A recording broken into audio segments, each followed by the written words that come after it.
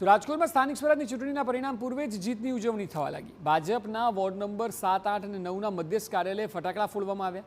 મતદાન પૂર્ણ થયા બાદ કાર્યકર્તાઓએ ફટાકડા ફોડીને ઉજવણી કરી અને વોર્ડ નંબર 7, 8 અને 9ના ઉમેદવારોએ જીતનો વિશ્વાસ વ્યક્ત કર્યો।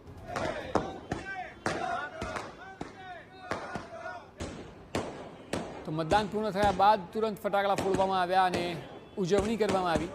સ્થાનિક સ્વરાજની ચૂંટણીના પરિણામ પૂર્વે જીતની આ ઉજવણી કરવામાં આવી, જેમાં જીતનો વિશ્વાસ ઉમેદવારોએ વ્યક્ત કર્યો।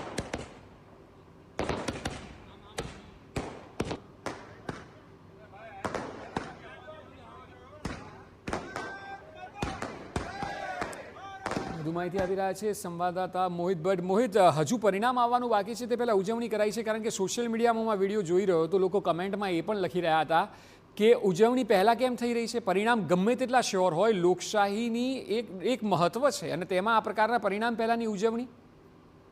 સ્પષ્ટપણે જે વિડીયો સામે આવ્યા છે તે રાજકોટના અલગ અલગ વોર્ડના વિડીયો છે। વોર્ડ નંબર 7, 8 અને 9 કે જે ભારતીય જનતા પાર્ટીનો ગઢ માનવામાં આવે છે અને આ વિસ્તારમાં જે મતદાન છે તે પૂર્ણ થયા બાદ ભાજપ કાર્યાલય ખાતે આ પ્રકારની ઉજવણી છે તે કરવામાં આવી હતી। જે ઉમેદવારો છે તેમને હાર પહેરાવવામાં આવ્યા હતા અને ફટાકડા ફોડવામાં આવ્યા હતા।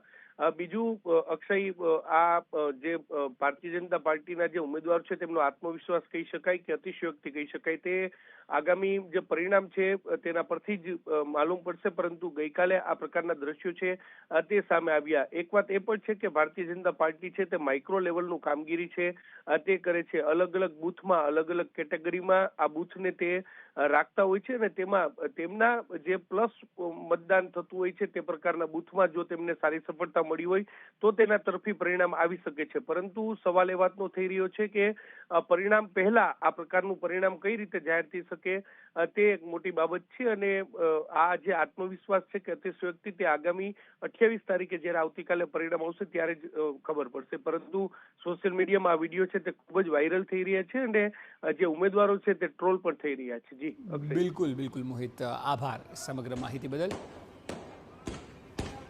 તો પરિણામ પહેલાંની આ ઉજવણી સ્વાભાવિક છે કે ગમે તેટલો આત્મવિશ્વાસ હોય, કેટલીક બેઠકો ખૂબ શ્યોર હોય છે, પરંતુ એ છતાં પણ લોકશાહીમાં પરિણામોની હંમેશા રાહ જોવાતી હોય છે અને એ જ એક પદ્ધતિ છે।